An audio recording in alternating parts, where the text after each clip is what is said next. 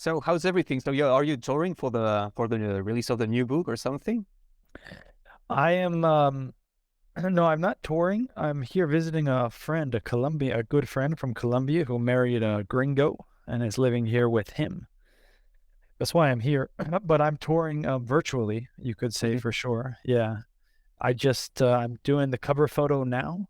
mhm. I'm doing that. I just submitted the first draft or the second draft, I guess. So it's coming to an end finally. I can't believe it. Nice, nice, nice, nice, nice. So listen, I mean, there's a lot of things that I want to talk about with you, but maybe we can just start with how did you get started with the in the vacation rental industry? How did you get the idea of starting your YouTube channel and all of this? I got started in, I could have got started in vacation rentals earlier than that. I thought I tried to buy a long-term rental in Vegas in 2012 before I even heard about Airbnb. I didn't end up buying that property, but it would have been a great investment. I look back on the actual address in Las Vegas. They wouldn't let me purchase it even with my brother co-signing. But a year later, I found Airbnb. I started working for them, and that's how I got into short-term rentals with a couch in my living room, the same exact way that Airbnb was started. I rented that out. The city actually, interestingly enough, fined me $2,000 a year after I stopped even hosting because it was still Wow. online, but with a block calendar. So San Francisco came after me and they're like, "You owe us $2,000 because you're illegally renting your couch in the living room the same way that Airbnb got started and is paying us millions upon millions of dollars in tax revenue." So that was interesting. I wasn't even living in the city at that time. I had started my travels, Yeah. which is I'm not at an Airbnb now, but 99% of the time, if you were talking to me, I would have said I'm at an Mhm. Airbnb now, wherever I am in the world. Yeah. I'm at a friend's house now, but that's how I got started. And then since then, 2013, I worked at a short-term rental vacation company. I bought my own. I managed them. I help vacation rental hosts around the world. That's my short story. Nice. And what about YouTube? Like, were you like, I don't know, like following other YouTube channels? I mean, did you even know if there was like a space in YouTube for vacation rentals? For Nope, I didn't know. I didn't know there was I didn't know. Same with the book. I just published the book. I just started a YouTube. In fact, I can remember the first video I did, or one of the first videos I did, like it was yesterday. I was in Mexico City in 2017 or 2018, and I sat in front of this fountain, this loud fountain. I didn't have a microphone, I don't think at the time, and it was such a bad idea, but I did it, and the sun was like pointing at my face or behind me, I forget. Um, but I enjoy making videos. I've been doing it for a while, and I just passed my 10,000th subscriber. one of the first videos, I mean, actually, the first video I watched of your YouTube channel was, it's more of a recent one that you made maybe last year, I think, and it was about the, like, if you were gonna leave a bad review or not, you were in Colombia, and I found it Oh super yeah, super interesting. I mean, I found it like genuine and entertaining. So yeah, that's the first video I ever watched. that video series have been discontinued since then, but that You video. actually said that on the video. Yeah. Did I say that? Yeah. I think so. Yeah. I think I said that video was interesting because that host found me, and it was a very bad host, but human perspective is interesting, so I'm sure he thought I was a very bad guest. He came onto that video and had a bunch of his friends or created a bunch of accounts and downvoted the video. All it kind of did was get that video a little more popular because it had a bunch of comments if you saw, and a lot of them were negative, which actually helps the virality of a video. Not that this one went viral, but it did better than usual for this video series. Yeah. You started a long time ago, as you just said, and especially nowadays, with new technologies and everything, it feels like everything is shifting, everything is changing. What would you say are the main changes that you've witnessed since you started out? The main changes that I've witnessed that I started out, and it's the reason why I wrote this new book, which is called Profitable Properties, is because when I started out, you could have a property Most people were renting existing property that they already had. Most people. Some people were doing rental arbitrage, but basically no one was going out when they were buying a house and being like, with this in mind, okay, I'm looking for a short-term rental that's in a good area, that's going to rent well.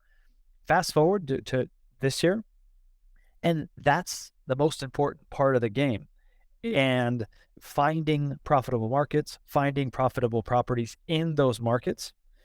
And so that's the biggest change. And that's the first like beefy section of this book is how to do that, because that is really where the success come from. And with the recent months, the Airbnb bust, a lot of these Airbnb entrepreneurs are figuring out this game is no longer super easy. It used to be super easy. You know, hotels had it really nice. You just put a property up and you started making money. I got $130 a night for my couch. I don't think I could do that anymore. That's the biggest change and the biggest point of leverage for new hosts and even existing hosts. Any new property has to really be analyzed to a high level. Yeah. Talking about that, about finding the right markets, as you said, I had a look at the summary you sent me, and you talk about micro markets. Yeah, so I break down markets into two categories: discovered, New York, Los Angeles, Barcelona, and undiscovered, which are markets that still have guest demand coming in, but it's not super on the radar. It's not super popular. So that's the market. And then one level down is the micro market or the micro neighborhood. It's not just a market. I mean, it's not just a neighborhood.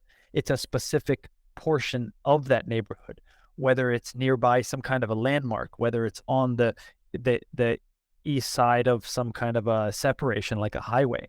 There's where I have my Airbnb called the Belmonte Penthouse in Colombia. I am next to something called Parque Lleras, which is a micro neighborhood of the Poblado neighborhood. And that is why my place is so profitable, because I went that detailed and figured out who is my ideal guest, what are they looking for, and where is that micro neighborhood. Yeah, it's very important. With the academy videos that we do, one of the important things that we tell people that want to start their business is that they have to, target a specific type of customer, right? With that, before, I don't know if you're going to move on. It sounds like you are, but let's pause there for a second, because this is another big change. I have a chapter in the book called Know Your FPG, and I abbreviate FPG, Future Potential Guest, and that is becoming important as well. Airbnb and the last book I had, Optimize Your Bnb, was very specifically focused on Airbnb. They are the market leader. But you have to realize that what they do, part of what they do is their plan is to separate. What they want is a bunch of, or what their platform has led to is a bunch of standard, for lack of a better word, listings, Airbnb listings, where every host is kind of catering to everybody, because they haven't put a focus on that. But nowadays, you need to focus on my Airbnb in Colombia. My FPG is people in groups of guys in their 30s and 40s coming to stay in a place nearby restaurants and nearby where they can walk to Parque Lleras and some clubs.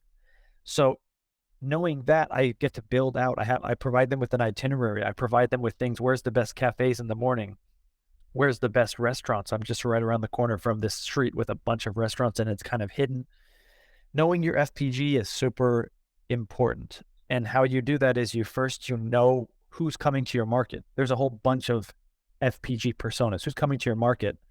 And then of those people coming to your market, who's coming to your micro neighborhood and why are they coming? And then an easy example is like a family. If a family is coming, if that's who you're targeting, then the lowest hanging fruit is providing amenities for the family. Make sure the table, if you have a 3-bedroom, make sure the table has room for 6 people.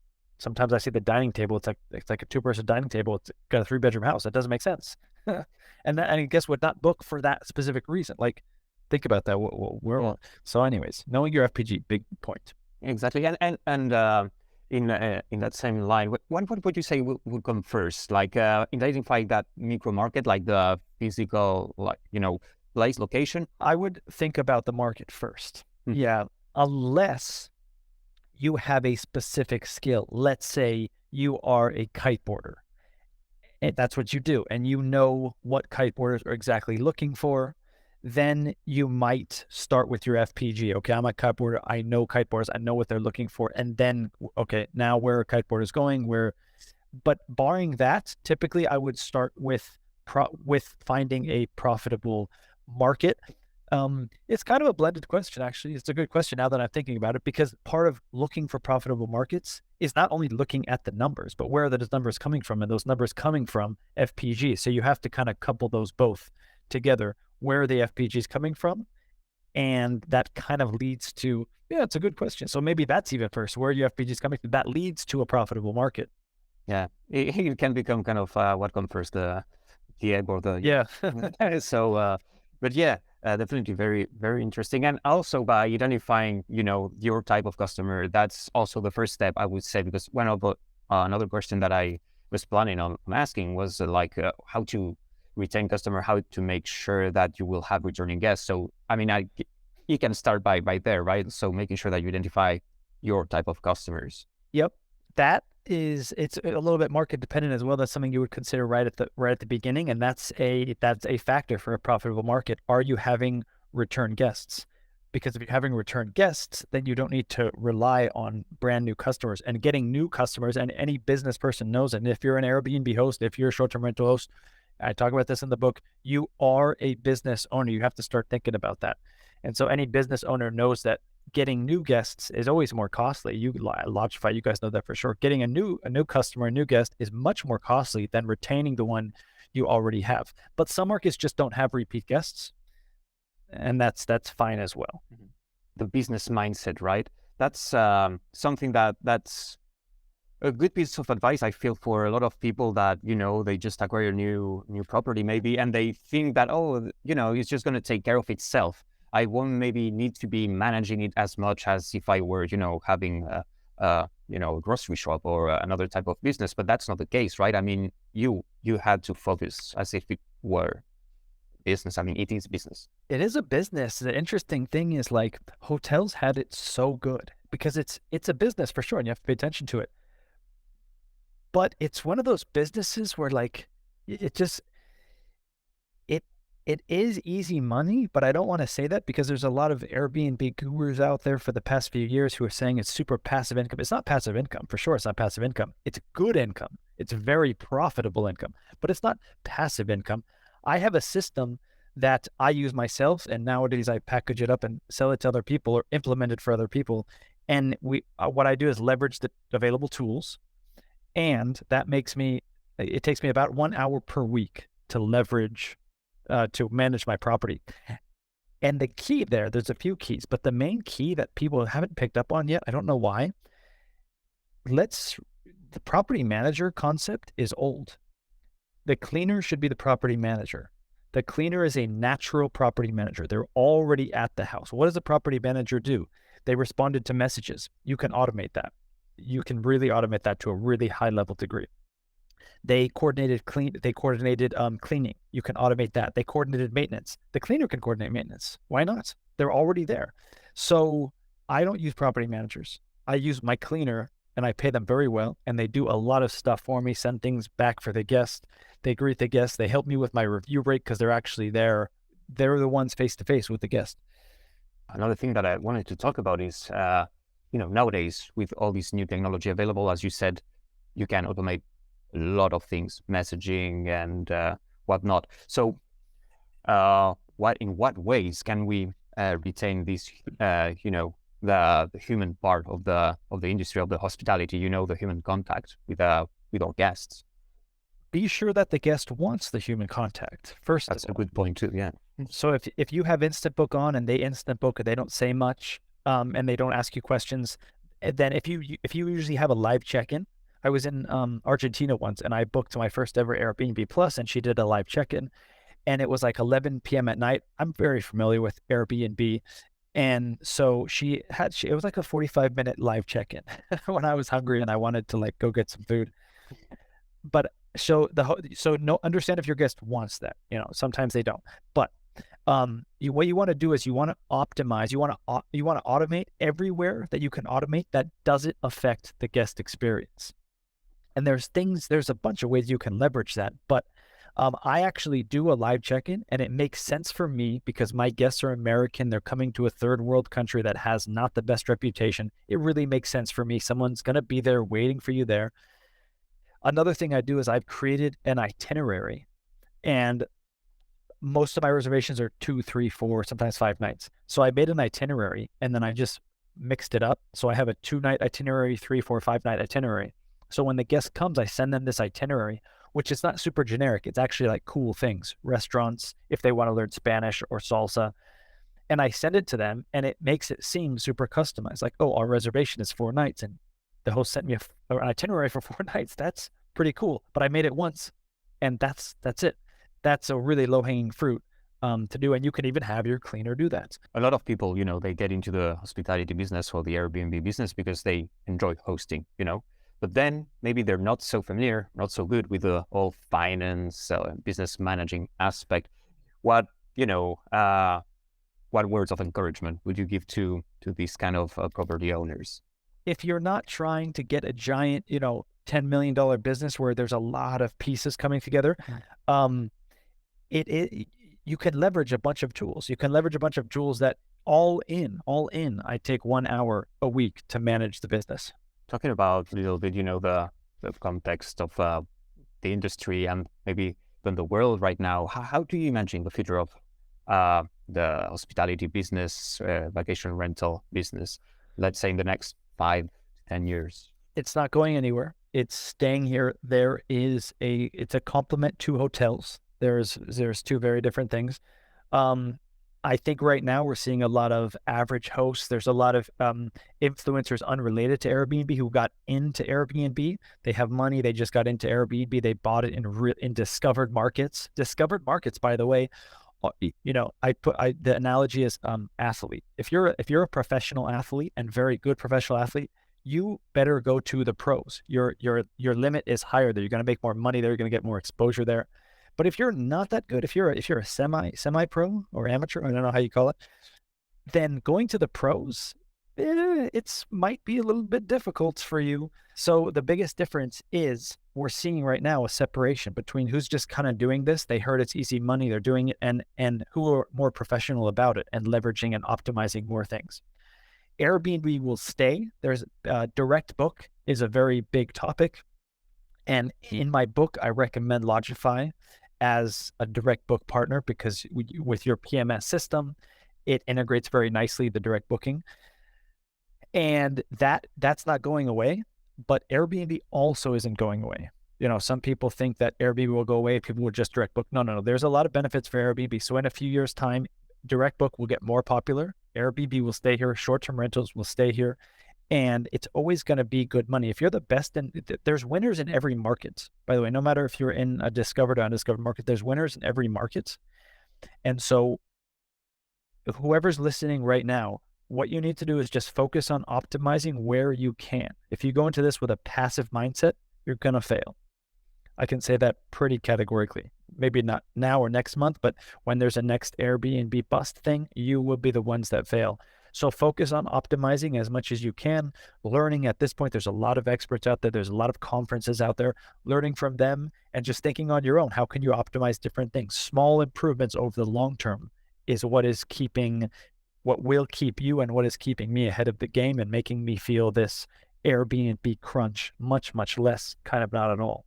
I've heard for a lot of users that what they would say is we list on Airbnb, especially at the beginning. It's very useful for us. And it's also a great marketing tool. I don't know if there's something that you can say about this statement, like Airbnb can be a great marketing tool for a rental. Airbnb is a great marketing tool for a rental. Section 6 in my new book, it's all about direct bookings. And I've had personal experience. If anyone who has followed me, they already know this. If you don't, in the past, I was anti-direct bookings. My theory was go on Airbnb, stay on Airbnb, be the best you can on Airbnb, get as many reviews on Airbnb, which is a ranking factor. Don't diversify. Let's be clear, Airbnb is still the market leader, and that's probably where you should start. I mean, it is where you should start. But there's real world value, and I talk about this all in section 6. It's a beefy chapter, but there's real world value in, when you go to sell your home in 5 years time, whatever, if you have a website, a direct booking website that gets 5 or 10,000 views a month, if you have an Instagram channel with, 1,000 subscribers, a few thousand subscribers, and if you have an email list with hundreds of past guests, that represents tangible real world value. That has monetary value, and someone would pay for that. So you're running your Airbnb, you're running it as a business, you're creating a database of client data. That's what Airbnb kind of takes away from you. So at this point, I think if you're being professional about it and conscious about it, you have to get a direct booking website. You have to get your guest data, especially if it's a market where they return to. But even if it's not, if you get your guest data, then you have access not only to the guest, but you have access to all of their friends and family. Something that I do is I offer the guests $250 off them, all of their family, and all of their friends. I basically just, any time of the year, all of your friends, all of your family, book direct, you get $250 off. So, and I remind them of that because I do get their guest data, and I talk about how to do that in the book. But I remind them once or twice a year just who I am. Hey, I installed recently a sound system, a whole home sound system. There's speakers in the shower, in the living room, and everywhere. And so I keep them up to date on like interesting things like that might make them come back. Or let's say they're planning a trip or someone else planned a trip. It just puts me back in their mind months down the road when they may or may not be planning, or someone else may be planning a trip to the area. I was just wondering also about, other ways that users, property owners can market their vacation rental. Obviously nowadays, social media, it's huge, it's everywhere. Do you think it's worth it? How much effort would you recommend vacation owners to put into social media, or, instead of just optimizing other aspects of their business? Yeah, it's an important thing to consider because you want to, in the part 6, I think it's like 13 chapters, and I talk about all of these things: social media, paid ads, organic, SEO, all of this stuff. And I'm speaking to the host who doesn't have 100 properties, doesn't want a $10 billion. I'm speaking to the host who has a few properties. And everyone has to start with a few properties. And I identify what is the most powerful things. So social media, you should have a social media presence because it's just very easy to do. If you're going to put your brand name in your Airbnb listing, in your OTA listing on Booking on VRBO, and a guest wants to find you outside, look at more pictures, look at a 3D view videos, then just creating an Instagram, posting once a month, very easy to do. We've covered all the topics that I wanted to talk about. I don't know if you want to talk a bit more about things that you cover in the book, anything that you feel might be important and interesting for audience. I've done some testing for the book, and I think I know what the most popular chapter is. And so I'll cover that in summary now. Great. How to get rid of a negative review. How to get it removed from your profile. There is a strategy. I've gotten for Belmonte Penthouse, I have a 5.0, and I had a 4.89. I got 2 negative reviews in the past 6 months. And the thing about negative reviews is like, sometimes you're just in the wrong place at the wrong time. I won't go through the story. I talk about it in the book, but it was like, I was in such an awkward place. I had to get a negative review, and it was really no fault of my own. The guest wanted to extend, but they didn't, and someone else booked, and the guest thought that I should have blocked the calendar. It was like, so I got a negative review for that. But there is a strategy on how to go about getting reviews removed. And you can approach it from various angles. But the most important thing I see, and I recently advised a friend, so he told me about his situation. I told him what to do, and then he came back to me and he was like, all right, so I did what you did. I did what you told me, but they didn't remove it. And I said, really? It's not a foolproof plan for sure, but tell me what happened. And he's like, all right, I did this, I researched that, and then I sent him an email. I sent him like 13 reasons why the review should be removed. And I said, whoa, 13 reasons? I didn't say that. Look, you're dealing with a customer service rep who part of their job is how fast you're dealing with tickets. A rep doesn't need 13 reasons. They need 1 reason. So you're going to review the Airbnb review policy and the content policy. And in the book, I talk about 5 or 6 like top reasons why. But you're going to review it, and then you're going to give the rep, you're going to make the rep's job easier. Hey, here is the one reason, then the most powerful, the strongest reason. Here's the one reason why this review should be removed. Make their job easier. That's the biggest hack that I can give for sure. Yeah, sounds great. I mean, this is a very important part of one of our courses, or startup course, how to deal with reviews. And yeah, because maybe I guess it's hard also as a person, to not to be entangled, not to be touching your ego, I guess sometimes, as the host, as the owner, when the review is bad. But I guess it's essential that you take it as a constructive thing, like something to build on and to improve your business. Yeah, but you can get that constructive feedback without the negative review, and how you form the messages, how you're being open with the guest. Of course. But a lot of these negative reviews, they come from retaliation from guests who aren't following the house rules. And you're right, a host has to put their pride to the side. I'm impressed when I see listings with like 300, 400 reviews and they're like 4.99. Because there's been so many, when you get humans together, sometimes they just don't get along. So for a host to navigate 300, 400, 500 reviews at a 4.99, I know they've had some human interactions where they just had to put their pride aside, give the guest a refund. Sometimes it just requires a refund if it's not, something ridiculous.